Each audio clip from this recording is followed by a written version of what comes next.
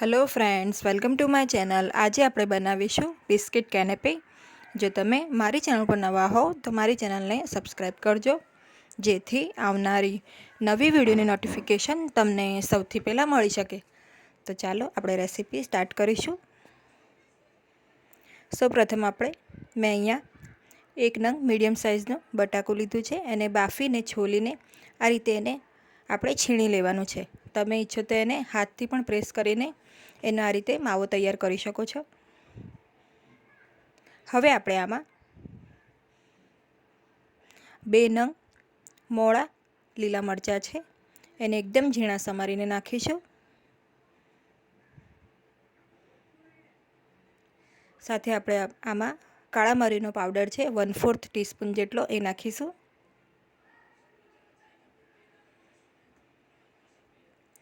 બે ટેબલસ્પૂન અહીંયા veg mayonnaise છે એ નાખીશું.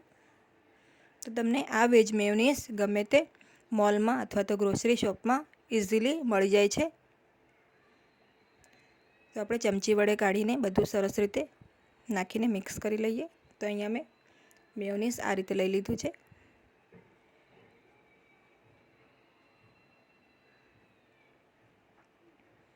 હવે આપણે આમાં 2 ટેબલસ્પૂન જેટલી એકદમ ઝીણી સમારેલી કાકડી નાખીશું.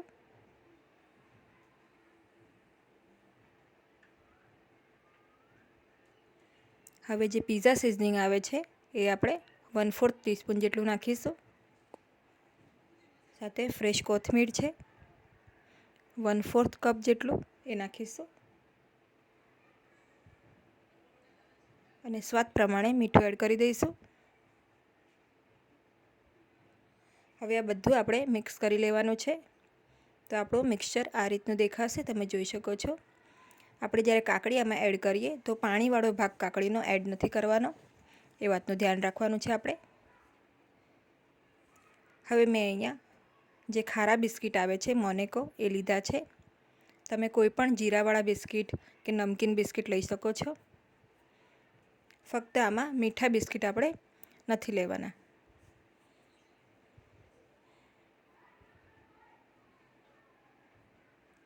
હવે આપણે આ બિસ્કિટની ઉપર ટામેટાની આ રીતે ગોળ ગોળ આપણે જે સ્લાઇસ કાપી છે એ મૂકીશું એક એક.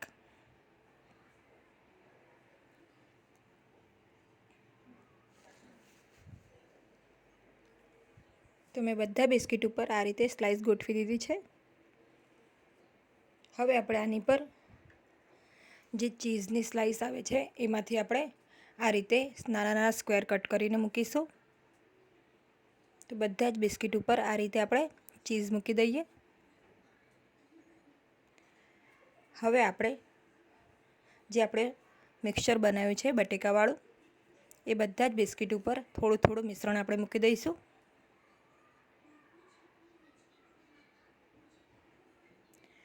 તો તમે જોઈ શકો છો બધું મિશ્રણ મેં આ રીતે થોડું થોડું કરીને બધા બિસ્કિટ ઉપર મૂકી દીધું છે.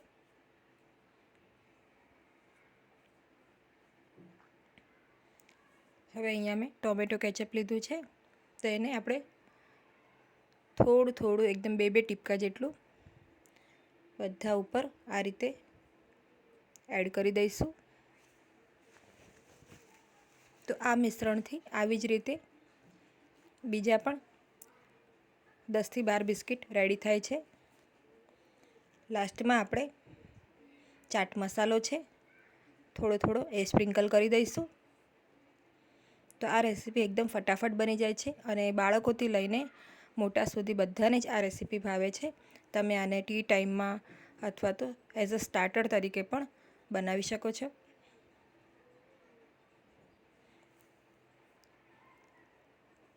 તો જો તમને આ રેસીપી ગમી હોય તો મારી વિડીયોને લાઈક અને શેર કરજો અને મારી ચેનલને સબસ્ક્રાઈબ કરજો. Thanks for watching.